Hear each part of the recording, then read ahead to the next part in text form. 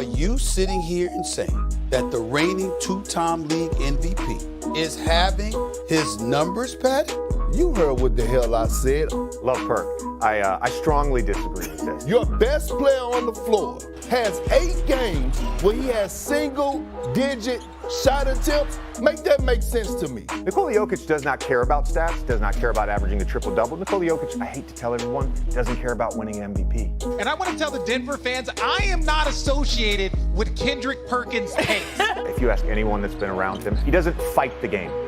He just makes the right play every time. He cares about winning a championship. Guys know if they're 3 points away from having 50, if they're 2 assists away from having a triple-double, he starts searching for them assists. The best argument I can make of why this is such a ludicrous statement, they're 23-0 when he has a triple-double. Let's not make up a narrative about a player that is just so unbased in reality. You know what? We're like the UFC. We give you the debates that you want here. But in all seriousness, we're all teammates, but this is a debate show. So, JJ, let's continue it. You're up first.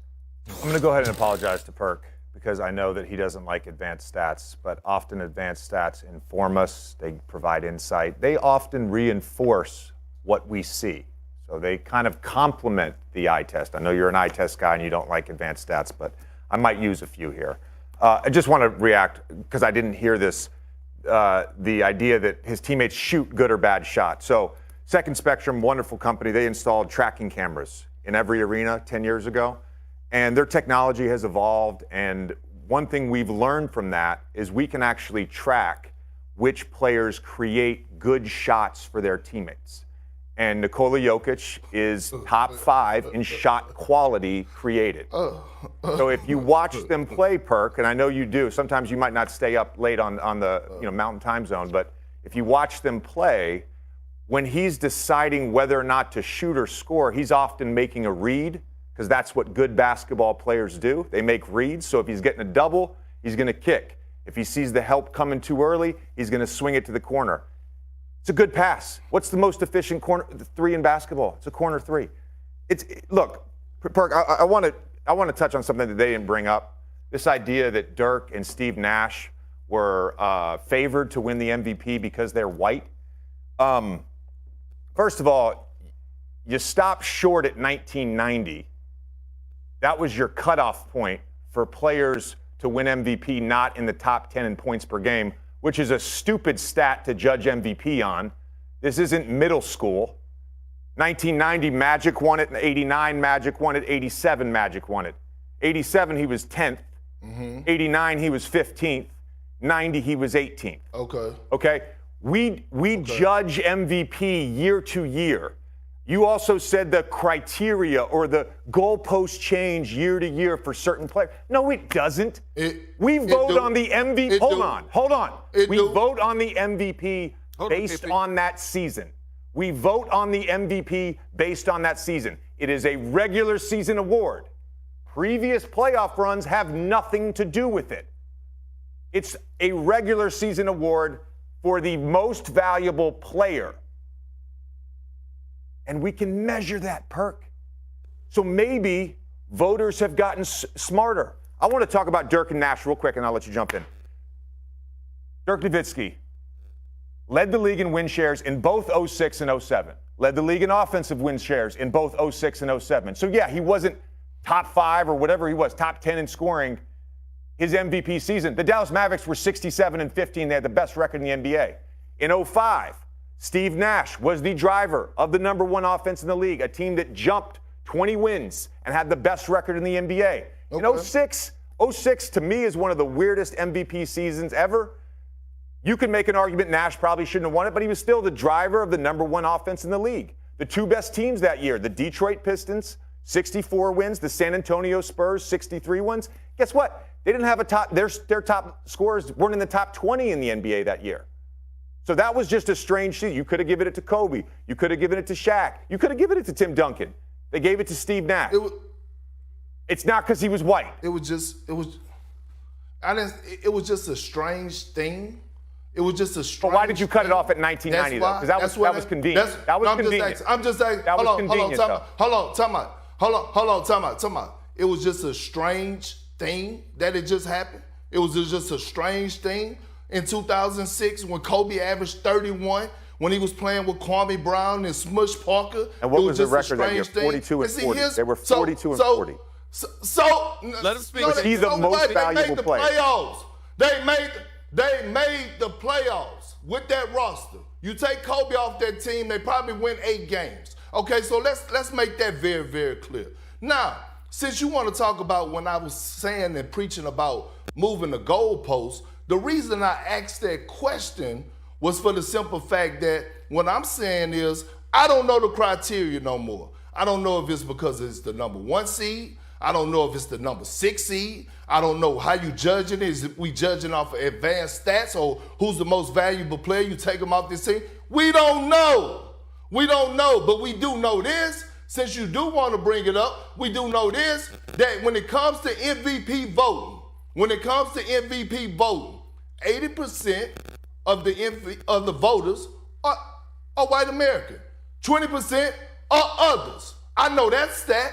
If you want to talk about advanced stat, I do know that one. Now let's talk about this year. And let's talk about the stat pattern. What I said was, I'm never taking anything from when it comes down to Jokic being one of the most skilled big, if not the most skilled big to ever play the game. I'm not taking the floor. Hey, what's up guys? Jag from Jaggy Sports here. It's that time. It is Wednesday. And buddy of mine texted me yesterday saying, hey, you got to check out ESPN First Take this morning. I said, why? He said, just checking it out. Just check it out. I looked at it late last night and my oh my.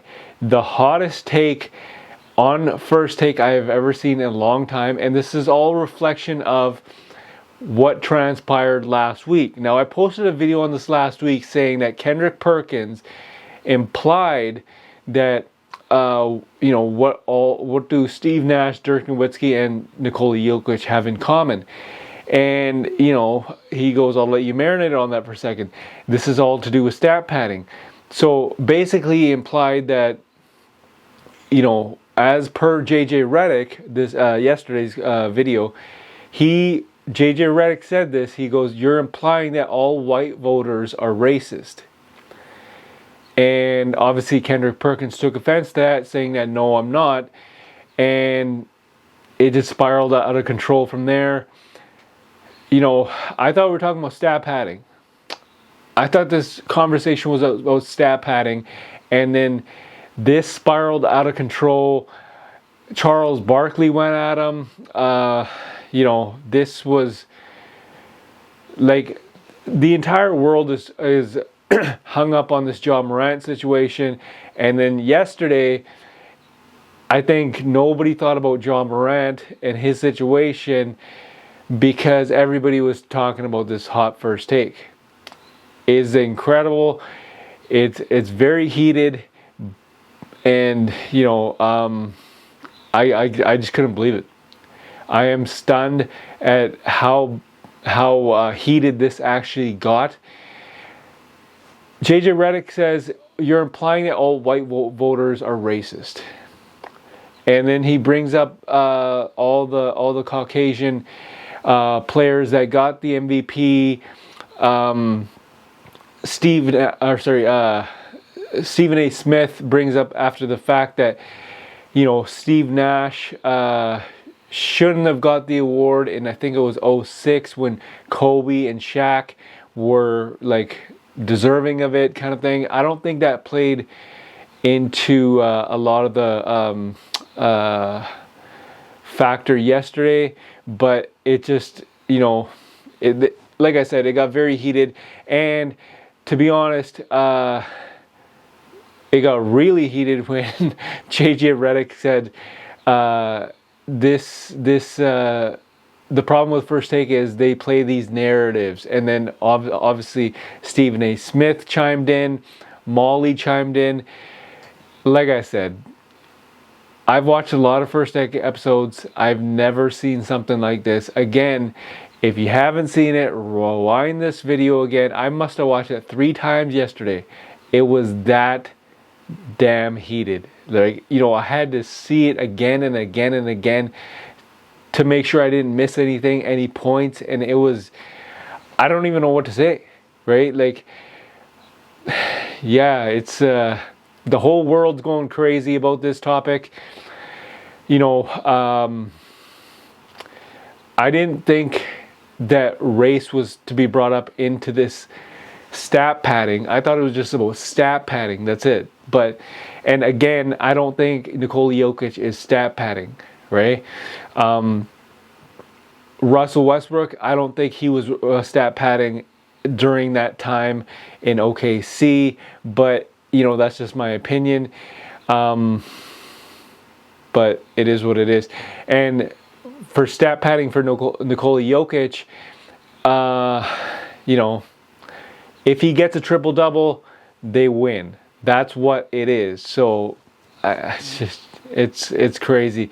So leave a comment in the comment section. Tell me what you guys thought about the First Take episode, the hot take that you just saw right now. Leave a comment in the comment section. Of course, as always, this is Jag from Jaggy Sports.